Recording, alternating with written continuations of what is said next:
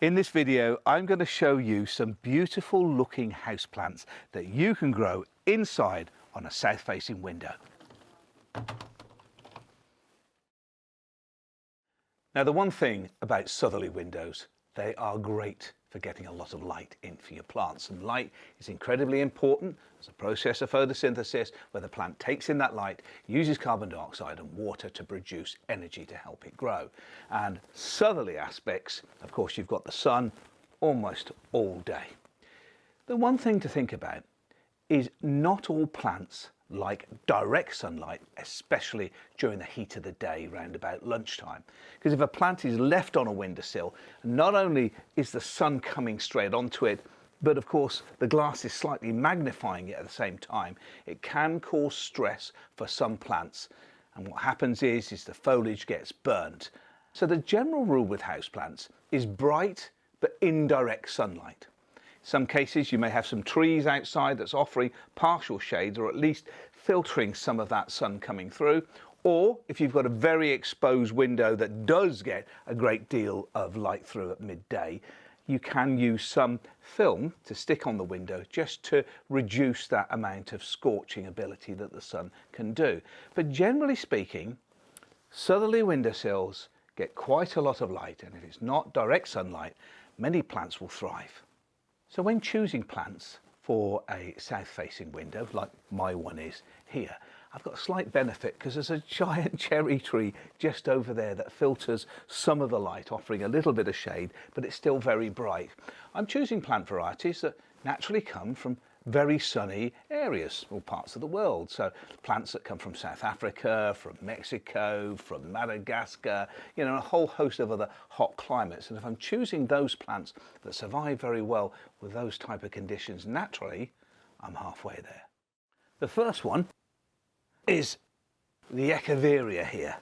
It's a beautiful plant. There are many different colours of it. This one here is green, but it's got a lovely margin of red just around the outside. It almost looks like a rosette, and this is specifically designed for the plant because what happens is as the water lands on the leaves, it funnels all the water centrally right at the base to help penetrate down to the roots. They prefer bright indirect sunlight, and again, it's a very difficult to kill houseplant, providing you never let it sit in water.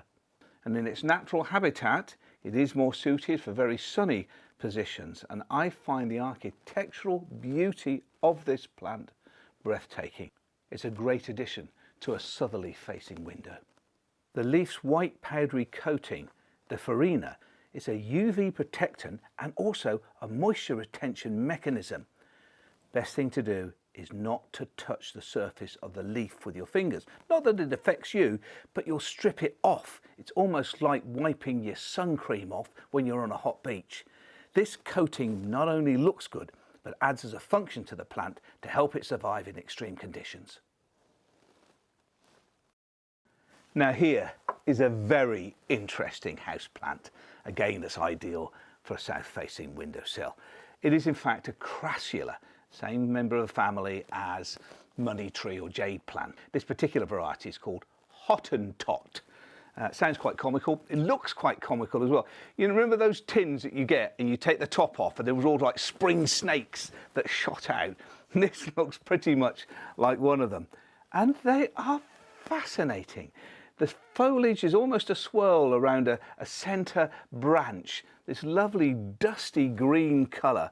But the way the light reflects in the shadowing in between the foliage really makes it stand out. Now, it originates from South Africa and Mozambique, so it's well used to bright light.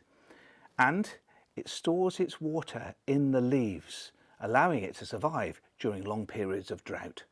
It will eventually grow out and hang down by the side of the pot, offering something that's particularly interesting to look at. And again, it's very easy to keep. Never let them sit in water. It's a succulent, so it stores its own moisture in. Let it dry out in between watering and put it on a brightly lit windowsill, and you have this plant for years. Another winning favourite is the Aloe Vera. And I kid you not, providing you don't let it sit in water, this plant you will have for years and years because it thrives inside the home. And it's not just the beauty and the architectural shape of these elongated sword-like leaves, all with teeth or barbs around the stem. It's the healing ability this plant can give, because you can crop the leaves, squeeze out the gel that's within it to use it on your skin. It contains about 72 different constituents that aids the benefits and the health of skin. Whether it is to help produce collagen to remove wrinkles and make you look younger, or whether it's used as an anti-inflammatory. You can use it if you've got a lot of sunburn. It helps to soothe, it helps to moisturize, also helps if you've got any burns, rashes, stretch marks, scars. It has a huge ability to be able to support you, and it's used all over the world. 4,000 years we've been using the beauty of aloe vera, but on a brightly lit windowsill, not only will it grow and thrive, but it will give the beauty of the plant just where you need it, indoors. Aloe vera stores water in parenchyma cells within its leaves, a key adaptation to arid environments. In hotspots, it increases its abscisic acid levels, which is a hormone that reduces the loss of water through the stomata. And stomata is the plant version of our pores. It's a really clever survival trick. Here's another plant that was incredibly popular about 30 years ago and is now making a comeback. Tradescantia, zebrina, almost zebra-like strips of colouring. But the magic is you get this two-tone leaf colour on the top, but when you look underneath, it's this lovely burgundy colour on the base of the leaf. Now this is a very fast grower. Again, like many plants, do not leave water in the bottom of the pot. And this will trail right the way down the outside. If you add it up in macrame or something similar, you get masses of trails. But the secret, if you're growing it really as a tight house plant for a windowsill, is to keep pinching the top out as it starts to grow. It makes it a lot more bushy.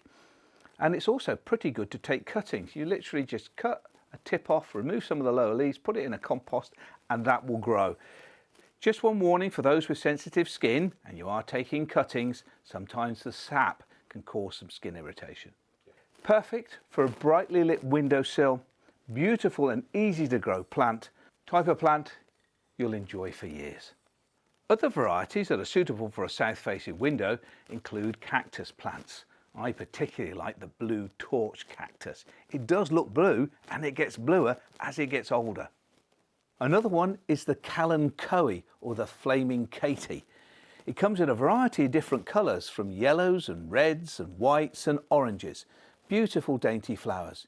It is a succulent again, so it's got big fleshy leaves, and that'll do well on a brightly lit windowsill. Well, there you have it. A range of plants, and there are many more that are suitable for a south-facing window. It's best to choose your plants exactly for the conditions that they like. And if you're looking for more information, everything's in my book here, My Houseplant Changed My Life, which will tell you the best position to put each individual houseplant. Big thanks to our sponsor for this particular video, Everest. And for more information about them, you can find them in the description below. Thanks for watching. Please give the video a thumbs up and subscribe to my channel, because there's loads more great content about gardening inside and out. And if you turn on your notifications, I'll let you know when new videos come about.